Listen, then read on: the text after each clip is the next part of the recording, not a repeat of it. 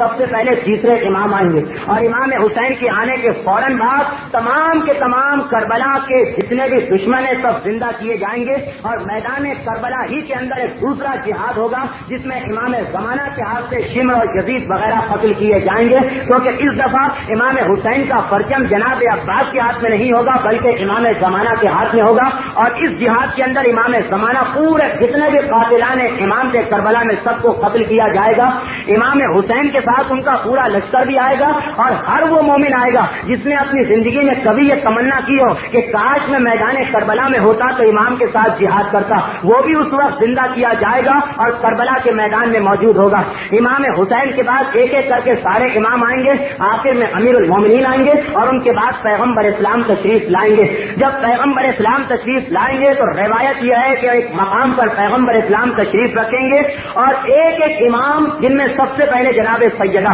اپنے جج کے پاس جائیں گی اور جا کر بتائیں گی کہ آپ کے بعد آپ کی امت نے ہمارے ساتھ کیا کیا۔ پیغمبر مسلسل روئیں گے۔ یہ ایک روایت رہ گئی کہ امام زمانہ جب آئیں گے اور کوفے پر قبضہ کریں گے تو سب سے پہلا کام امام کیا کریں گے؟ سید حسنی سے ملاقات کے بعد سب سے پہلا کام کوفے میں یہ ہوگا کہ امام اپنے دادا کی مجلس قائم کریں گے اور اس مجلس سے خود امام زمانہ خطاب کریں گے، خود بھی روئیں گے اور اپنے تمام ساتھیوں کو ساتھ ساتھ ان کے تمام ساتھی بھی ماتم کریں گے۔ لیکن آج پیغمبر کے سامنے دوبارہ یہی ماتم ہوگا اور اس کے بعد ایک ایک امام کے دشمن کو زندہ کیا جائے گا اور سارے کے سارے دشمنان امام کو ہر امام اپنے ہاتھ سے قتل کرے گا، اور جب ہر امام کے دشمنوں سے انتقام دے لیا جائے گا تو اس کے بعد اب وہ دشمن خدا اس دنیا میں آئے گا انسانی شکل میں، جس کا نام شیطان، اور شیطان اپنی پوری فوج لے کے آئے گا اور یہ پہلا موقع ہوگا کہ پیغمبر ہاتھ میں تلوار لے کر جہاد کے لیے نکلیں گے اور شیطان دریائے فرات کے کنارے پیغمبر کی تلوار سے قتل کیا جائے گا،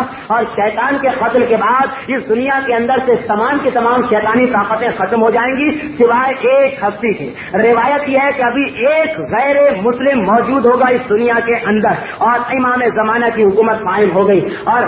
اب ایسا ہوگا کہ تمام ائمہ دنیا کے مختلف حصوں میں پھیل جائیں گے، ہر امام ایک ایک ملک میں یا ایک ایک شہر میں حکومت کرے گا اور ایک ساتھ بھی کبھی اکٹھا ہو جائیں گے۔ جب کبھی ایک سے زیادہ امام اکٹھا ہوں اور نماز کا وقت آئے تو یہ امام اپنے میں سے جس کو آگے کریں گے وہی نماز پڑھائے گا، لیکن اگر کبھی جب امام اکٹھا ہوں ان میں امیر المومنین موجود ہوں تو کوئی ان کے آگے کھڑا ہو کر کوئی امام بھی نماز نہیں پڑھا سکتا ہے، اور اگر کبھی اکٹھا ہونے والے معصومین میں پیغمبر موجود ہوں تو پیغمبر کے آگے بھی کھڑے ہو کر کوئی نماز نہیں پڑھا سکتا، لیکن پیغمبر اور مولا کے علاوہ اگر کچھ امام اکٹھا ہوئے تو جس کو آگے کر دے وہی نماز پڑھائے گا، اور اس کے بعد اب امام زمانہ کی حکومت شروع ہوگی اور 70 سال تک امام زمانہ حکومت کریں گے۔ ایک دن ایک گلی سے گزر رہے ہوں گے، وہی ایک واحد کافر جو رہ جائے گا، ایک عورت جس کا نام سعیدہ یا سعدیہ یا ملتحیہ بتایا گیا ہے، جو ایک یہودن ہوگی، وہ مکان کی چھت پر سے امام زمانہ کے سر اقدس پر ایک پتھر گرائے گی، اس کے زخم سے امام زخمی ہو جائیں گے